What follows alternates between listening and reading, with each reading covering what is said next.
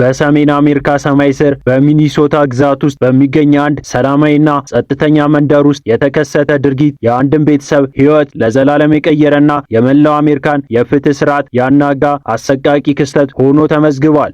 ቤልትራሚ በተባለች በዚች አነስተኛ ካውንቲ ውስጥ የሚኖሩ ዜጎች መንግስትና የህግ አስከባሪ አካላት ከለላ ይሆነናል ብለው በሚያምኑበት ቀጠና ውስጥ የፌዴራል ወኪሎች ነን ባሉ አካላት የተፈጸመ ድርጊት ከመንግስት አሰራር ይልቅ የሽፍታ ድርጊት የሚመስል ነበር። አንድ የአሜሪካ ዜጋ ከገዛ ቤቱ በቤተሰቦቹ ፊት ምንም አይነት በቂ መረጃ ሳይሰጠውና የአካባቢ ፖሊስ ሳያውቀው በኃይል ተጎትቶ ሲወሰድ ድርጊቱ በህግ ቋንቋ አፈጻጸም ሳይሆን አፈና ወይም ጠለፋ ተብሎ እንዲፈረጅ አስገድዷል። ይህ ታሪክ የሚጀምረው በዚህ አስፈሪ ምሽት የቤቱ ደጃፍ በከባድ ድምፅ ሲንኳኳና የቤተሰብ ሰላም በአንድ አፍታ ሲናጋ ነው። ታሪኩ የሚያጠነጥነው ሾአይብ አህመድ በተባለ የ24 ዓመት ወጣት ላይ ሲሆን እሱና ቤተሰቡ በገዛ ቤታቸው ውስጥ እያሉ በድንገት የታጠቁ ሰዎች ግቢያቸውን ወረሩት። እነዚህ ሰዎች ራሳቸውን የፌዴራል ወኪሎች እንደሆኑ ቢገልጹም የተከተሉ መንገድ ግን እጅግ አሳሳቢና የሰው ልጅ ሰብአዊ መብት የሚጥስ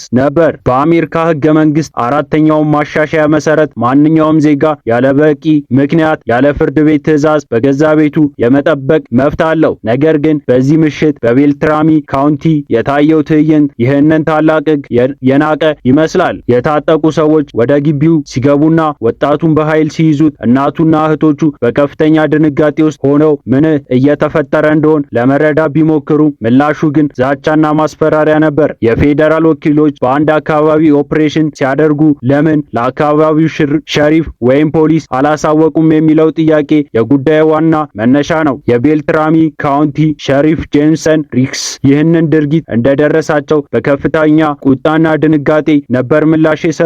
ሸሪፉ በሰጡት መግለጫ በግዛታቸው ውስጥ የሚንቀሳቀሱ ማናቸውም የህግ አስከባሪዎች ቅንጅት ሊኖራቸው እንደሚገባና ያለምንም ቅድመ ሁኔታ አንድን ዜጋ ማፈን በህግ ፊት እንደ ወንጀል እንደሚቆጠር አስረድተዋል። ይህ ድርጊት ተራ የቁጥጥር ስራ ሳይሆን በዜጎች ላይ የሚፈጸም የስነ ልቦና ጦርነት ተደርጎ ሊወሰድ ይችላል። ወጣቱ ሾአይብ አህመድ ተይዞ ሲወሰድ ወዴት እንደሚወሰድ ለምን እንደተያዘና ምን ወንጀል እንደሰራ የተነገረ ነገር አልነበረም። ቤተሰቦቹ በለቅሶና በጩኸት ልጃቸውን ወዴት ነው የምትወስዱት ብለው ቢጠይቁም ወኪሎቹ ግን በጭካኔ መኪናቸው ውስጥ ጭነውት ወሰዱት። ይህ ድርጊት በአካባቢው ማህበረሰብ ዘንድ ትልቅ ፍርሃትን የፈጠረ ሲሆን በተለይም የሶማሊያ ዝርያ ያላቸው አሜሪካን ላይ የሚደርሰው አድሏዊ አሰራር በድርጊት አደባባይ አውጥቶታል።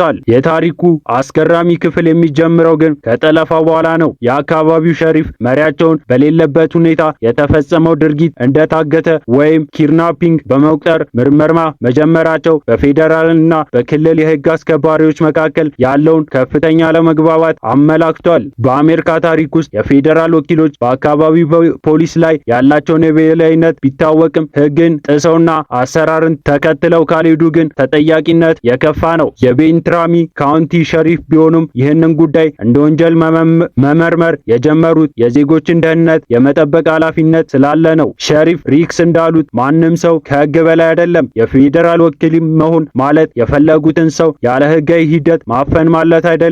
ይህ ንግግራቸው በብዙዎች ዘንድ አድናቆትን ያተረፈ ሲሆን በመንግስት መዋቅር ውስጥ ያለውን አካላት እርስ በርስ የሚተራረሙበት ስርዓት አሳይቷል።